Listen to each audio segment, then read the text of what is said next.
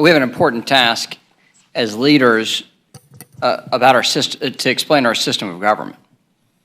Checks and balances between the three branches of government, our free speech rights, our property rights, and then the system that freedom, the economic system that came from those established legal rights, and how over time we've tried to make it better, to actually try to achieve the ideals the founders laid out for us. And it's taken us generations to get as close as we have today, and we're still working. But what sprang out of property rights and speech rights, that level of freedom, was the free exchange of goods and services, which is commonly called capitalism, which we think of as a free economy. The ability for an individual to make economic decisions for themselves without asking for permission from the government or being fully beholden to the government. I think it's incumbent upon us to explain the system, to endorse the things that have worked, and to stand against the things that have failed internationally. I commonly, like all of you, go to schools, and you ask, can you name the communist countries in the world? And I've had multiple classes where their first answer is, well, it's a trick question. It's not a trick question. We still have communist countries in the globe. Cuba to our south, North Korea is two great examples. China is trying to complicate the model and make it a little more interesting, but fundamentally, it's governmental control. This resolution doesn't get into as fulsome details as we can and should, but it speaks against the excesses of socialism globally, without having to have something salacious in here about our domestic politics. So Congresswoman Salazar,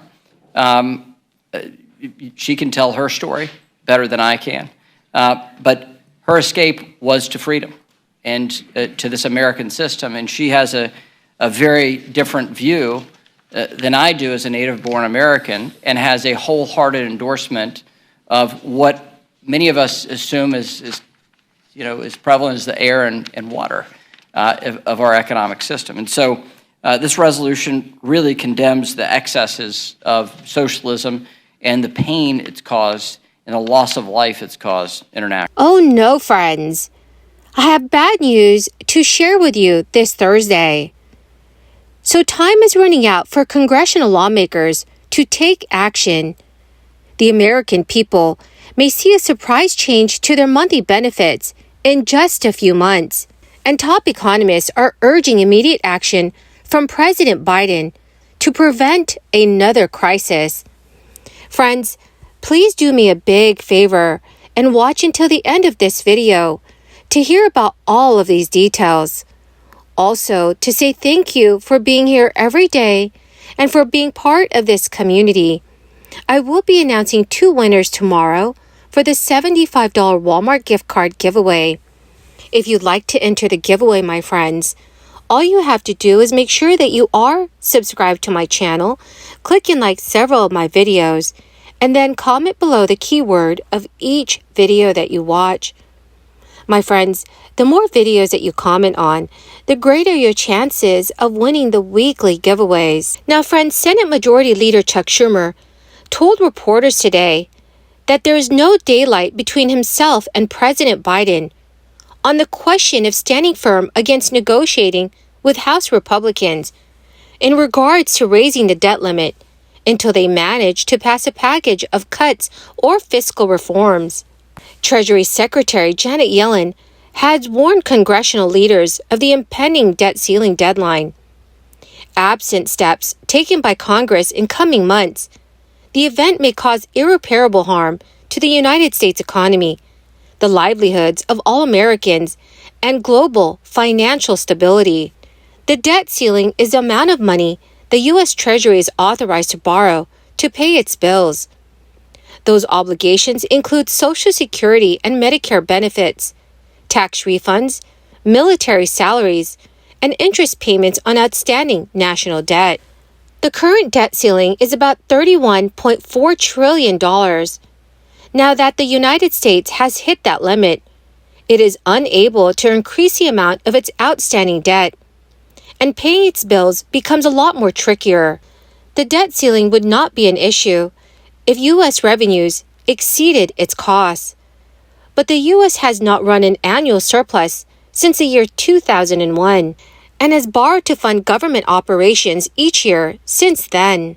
Chuck Schumer told reporters that White House staff assured him that the president is not looking to cut a debt limit deal with Speaker Kevin McCarthy. If House Republicans cannot prove they have the votes to pass spending cuts through their narrowly divided chamber, Chuck Schumer said, "I've spoken to the president, both before and after his staff meeting. He had the same position as many other lawmakers.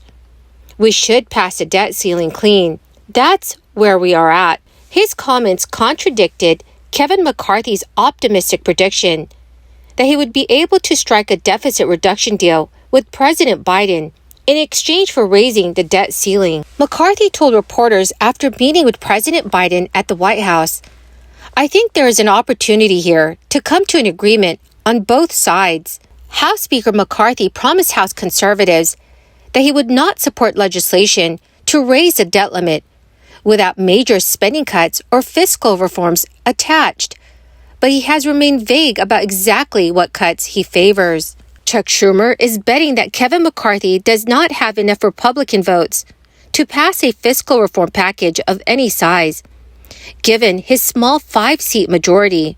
While the United States has reached its $31.4 trillion borrowing cap, this in and of itself is not the only major issue. The U.S. Treasury has temporary options to pay bills. It can use cash on hand or spend any incoming revenues, such as those during tax season. It can also use the so-called extraordinary measures, which free up money in the short term. These maneuvers are meant to prevent a potential calamity, such as a default.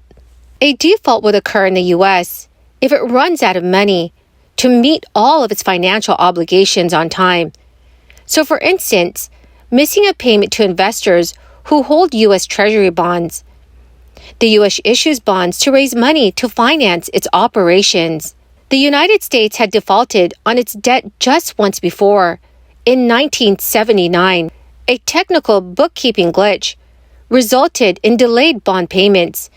It was an error that was quickly rectified and only affected a small share of investors.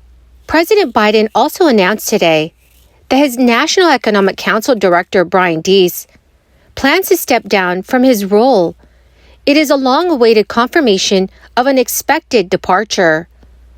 President Biden said, "Brian Deese has a unique ability to translate complex policy challenges into concrete actions that improve the lives of American people. He has helped steer my economic vision into reality and manage the transition of our historic economic recovery to steady and stable growth." The announcement of Brian Deese's impending exit comes one day after the White House held an emotional event to mark the departure of Biden's first chief of staff, Ron Klain. The departures of two of Biden's top advisors would be a sign of upcoming shifts across the White House and the administration, as staff and cabinet officials have mulled a potential change midway through Biden's first term. The prospect of exits is not something that's lost on the White House. Ahead of the November midterm elections last fall, the White House announced a talent search project to prepare for potential vacancies across cabinet and senior administration posts. So, dear friends, what are your thoughts about Ron Klain and Brian Deese resigning? Please let me know your thoughts in the comment section below. My magnificent and beautiful friends, that is the end of my daily stimulus update video for this February 2nd.